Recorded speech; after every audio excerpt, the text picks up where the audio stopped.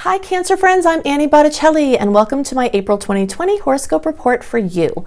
April is a mega month where we've got the biggest power open window full of momentum of the whole year from March 30th through April 9th. This is a very important time and I'm going to help you understand what kinds of things to sandwich in that time and what kinds of things are in the flow as we get deeper into Venus retrograde. We're going to talk some about Venus retrograde, although we're going to deepen our discussion in May when it actually turns retrograde. But there is a shadow period beforehand where the things that happen in the actual retrograde start to increase in frequency the deeper we go into that shadow period, and that's going to be dominating April. So we're going to talk about all that. We're going to talk about how the general movements of the personal planets through the sky, those are the ones that move quicker and bring us our changes every month. How those are likely going to affect Cancer based on how the angles they make to your placements. So we've got a very full time as usual. Okay, so let's see. The first thing that I want to talk about is some things specific to Cancer, okay? We are going to have a major predominance of fire and air movements with the personal planets. Now remember, the personal planets are the ones that are closest to us. They're the Sun, Mercury, Venus, Mars, and those are the ones that move more quickly. So their positions change more rapidly, and those are the things that we track in monthly horoscopes that are like going to be different than they were last month for the most part, okay? The outer planets that are just kind of taking years to move around, they're pretty much in the same place as they were the month before. So notable things can happen with those placements, but what really changes is these personal planets. Okay, so with all of these personal planets being in fire and air, those are all rubbing up on Cancer placements in a disharmonious way. But before you get scared or nervous, don't. First of all, remember this too shall pass, whatever it is. Second of all, remember that these are more of the superficial experiences in life in general. You know, these are things that come up. They could be dramatic, they could be annoying. They pass quickly. Okay, so you don't have to stress about that.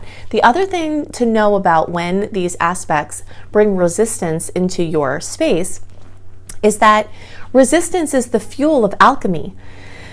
So when you're trying to get from point A to point B and you need fuel, you need power, converting something that's uncomfortable, that, you know, these challenging angles, gives you a burst of fuel in a direction that you want to go.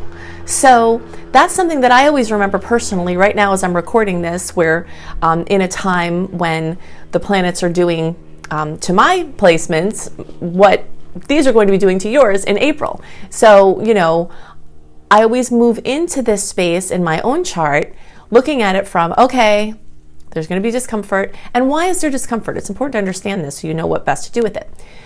Most of why there's discomfort is because the topics being brought up, the energies being brought up are ones that are just different from how you usually flow.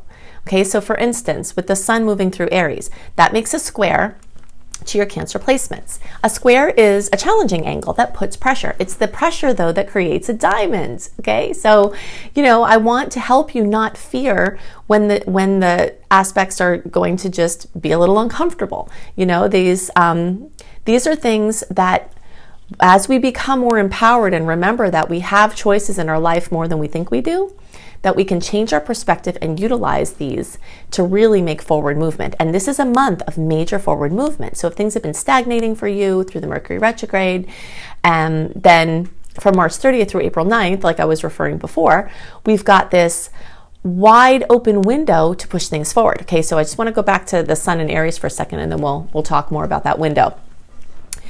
So the Sun represents like light and life force and vitality and, you know, your creative spark. And so it's an action-oriented energy in Aries. Cancer energy is an emotional, inner, focus. Now remember, every person is so much more than their sun sign or their moon sign or their rising sign. And I know I'm not pigeonholing you as a Cancer that you're just emotionally, you just do all of this stuff, okay? Because I understand that it's just a little minuscule placement in a whole big chart of many different factors. But there is truth to it. That's why astrology works, because all of these little pieces that we look at, even though they are little pieces, there is truth to it, okay? So any parts of you that have been procrastinating, that have been afraid or unsure to claim something that you want, or to take a bold step forward, or to voice, give yourself a voice, or to, help yourself in some way. When the planets move through Aries, as the Sun is going to do, as Mercury is going to do this month, it's kind of making you do it. And sometimes the way that it makes you do it is it forces a situation on you that you don't like, that you actually have to deal with. It increases the pressure so that you actually do something. It's exactly like the energy of water in a pot, Cancer being the water, right? And then the flame under the pot being the Aries here. It's like stirring it up, right? It's stirring it up. And, if you're in the pot, then ouch, right? It's hot. You're like, I gotta get out of the pot, I'm gonna burn. But it's creating this, this energy and helping things change forms, changing the form from water into, the bubbles and the gas, and, it's alchemy. So, so expect to be very productive this month, either by your own inner motivation or because things outside of you are just happening and you have to do something about them. Okay, so now I want to talk about this window and the kinds of things that it's really important to align in these dates between March 30th and April 9th, and why, and the kinds of things that it's fine to just do through the retrogrades, okay? So let's understand Venus retrograde. Now, do know that I have a massive amount of Venus retrograde resources that I highly recommend you dive deep into now. I'm going to give you some little tidbits here for the sake of our discussion for April. But if you search for Annie Botticelli Venus retrograde, you'll see my YouTube video that is very comprehensive. If you go to anniehelpsyou.com and search for Venus retrograde on my astrology blog, I have Venus retrograde through all the signs, through all the houses. We'll get into the houses for you next month, but you can study Venus in Gemini retrograde because that's what's going to be happening for everybody. Okay, so Venus goes retrograde May 13th. It's direct on June 25th. Venus rules love and relationships, money and your finances, your self-esteem, and design and, beauty related things. So anything with wardrobes and hair and your physical body and all of those things that you use to beautify, whether it's your environment or whether it's yourself. So you can see that Venus covers a massive amount of ground in our lives, which is part of why I make like a really big deal about Venus retrograde and have created so many resources, because it's pretty long of a transit. And there are some very specific things to know about it. So this May 13th through June 25th is the actual retrograde, but starting April 10th, we are getting into the shadow period. The shadow period, I always call the shadow periods like the slowing down to make a U-turn. Okay, so you're cruising along, Venus is cruising along, yay. Then it's like, oh, we're gonna change directions. Okay, so we gotta slow down, you gotta change lanes, everyone's going fast, you're starting to go slower, you have to try to, stop in time to make your turn. It's awkward, things start coming up, and it can be a little stressful. So this is like the shadow period, okay? So from April 10th until May 13th, that's what's happening. Every day you're getting deeper into the types of things that Venus retrograde bring. And Venus retrograde can bring amazing things, it can bring challenging things, it can bring both. It doesn't have to, on its own, it's not a good or bad thing. It just brings things back from the past in the areas that it rules, okay? So if you've done work and you've built your business, Venus retrograde can bring you clients from the past. People can show up from the past and they're giving you money. Like, I've been wanting to do this for a long time. Here's money. Venus retrograde can make you spend money on things that you've been thinking about for a long time. And sometimes that's perfect, especially if it's short term, between 6 months to a year or something, like a minor purchase that doesn't have a major commitment beyond, the scope of, we'll say 9 months or, ish. To a year. Okay, those kind of things, like they're short-term things. It's totally fine if you can afford it, right? So this Venus retrograde, okay, so we're differentiating here between what the things to do between the retrograde and the things to do in this open window, because this is the last open window for all of 2020 that we won't have a personal planet, Mercury, Venus, or Mars, retrograde or a shadow period of it. Okay, that's the shadow periods and retrogrades are going to last into the beginning of 2021 after April 9th. So the things you want to do in this week are big launches, never been seen before reveals. If you're publishing a book, if you're bringing out your life's work, you'll see that I'm saving that period of time for a big reveal myself because I follow my own guidance, right? So things that need momentum, things that are things you want for the long term. They're not just like, hey, I'm going to try this or do this, or, this is my thing I'm doing for right now. It's like the big deals, the long-term things, the high stakes, the things that need clarity, the big agreements, the big decisions.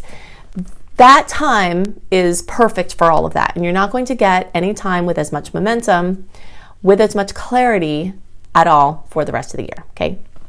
So, that being said, your intuition has to supersede anything I or anybody else tells you, because there are just way too many factors to take into consideration in a horoscope reading, or even in a more detailed reading. Your intuition, my goal for you is to educate you to understand the building blocks of these retrogrades and how to align with them, so that you can tune in, develop your own intuition, so that if there's a superseding factor that we're not seeing, that you follow that. Okay, there are going to be times where you have to, and it is advisable, to go against what the general rules of a retrograde are. You got to be super clear about it.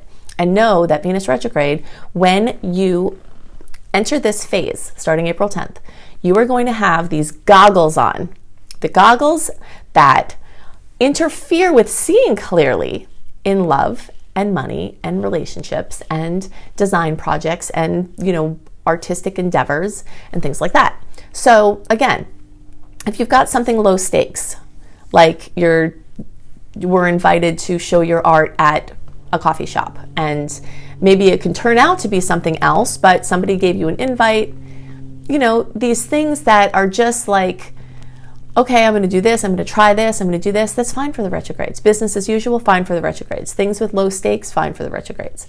It's the things that you're forcing, that you're pushing out, that you're trying to reveal, that need momentum, that you need to do with more momentum, okay?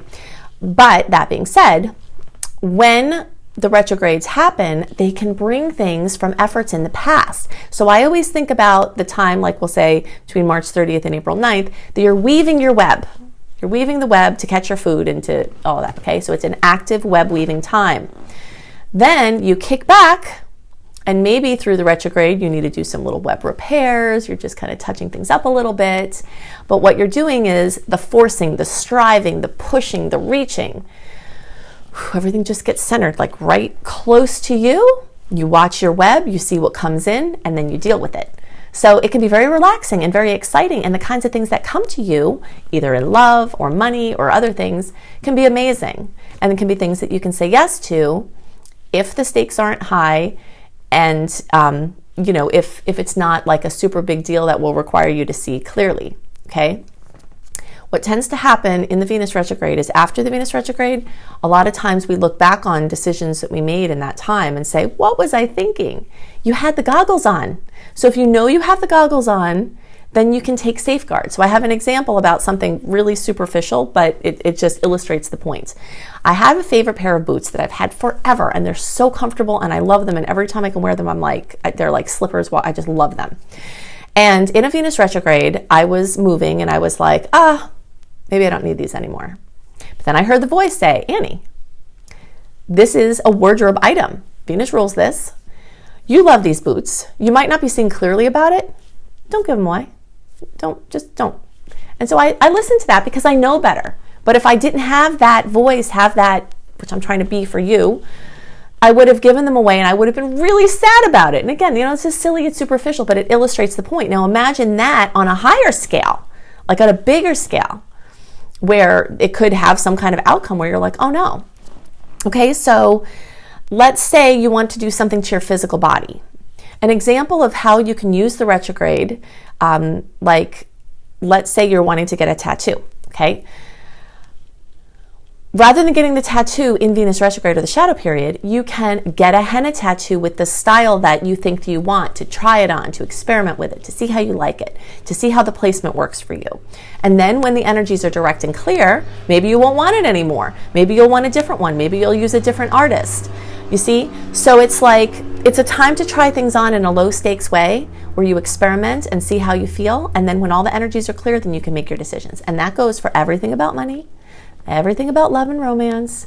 So things from the past can come in a wonderful way. Love can come back to you. Yay, that happens a lot. An ex that you really want to be with can come back. Someone you're separated from that's your love, they can come back.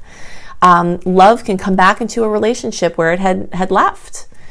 However, what can also happen is that same thing that you argue about, that same problem that never got resolved, Venus retrograde, will bring it back up. All right. And the same thing with money. If you have financial weaknesses, that's what these retrogrades are doing. And that's, we have to see them as our friends and not as something to be feared. Because what they're doing is they're showing you where you have weak links. Now, if you're a person consciously working on, your evolution, on strengthening everything in your life, on shoring up anything that needs a stronger foundation, then you will learn to love these retrogrades because it will show you unequivocally where you need more work and where the work you've already done is showing up. So it's like, it's a way to see into the unseen realms of your unconscious mind in a super clear way. If you think you healed something with your partner and it comes back up and it's the same response from both of you, it needs more work. Venus retrograde is going to test relationships. It's going to test finances for many people. Some people aren't going to make the break. I separated from a person who I thought was the love of my life in a Venus retrograde, and I waited till the end of the cycle to be super clear about it, but the actual breaking up and certainty was happening there, and I was waiting, and then right at the end, then I was like, okay, it's time. And I haven't looked back. It was the best choice to make. It tested it. It was the final push, and it made the break. But for many other people, it will run the tests, and you'll pass the tests, and you'll become stronger because of those tests. And the same thing goes for money. An example about home design. Let's say, and this does happen, Venus retrograde will make you want to do the things that you're not supposed to do because it brings them into the forefront, and then you translate what Spirit's wanting from you, sometimes a little bit off, okay? So let's say you want to spruce up your house. You see that coming. You want to paint. You want to get some new furniture. That's the kind of thing to do between March 30th and April 9th. If it's high stakes, you're going to put some money into it, you want to have clarity about it. If it's just little things, you're getting some throw pillows, you want to paint a wall, it's not, if you decide you change your mind at the end of the Venus retrograde, it's not a big deal. But if it's expensive stuff that you're putting time into, resources into, that are going to be hard to change, those are the things that it makes sense to be a little bit more conservative, okay, during the Venus retrograde. So you can look at all the resources to go deeper into it, but I just wanted to give you a really clear idea of the things to do in that window. The other things, business as usual, experimental, short-term things that are low stakes, you can do those throughout the retrogrades without any problem. You don't have to stress. And I've got a really great blog called Maximizing Retrograde Transits at Annie Helps You in my astrology blog also, which tells you how to align, what kinds of things to do in the retrogrades so that you are in sync. My point of telling you all this is to help you not be paddling against the tide.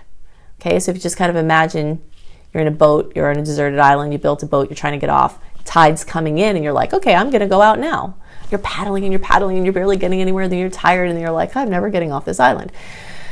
But if you time the tide and you push out when it's time to push out, and you let things roll in when it's time to roll in, you can live in a much easier, more graceful way.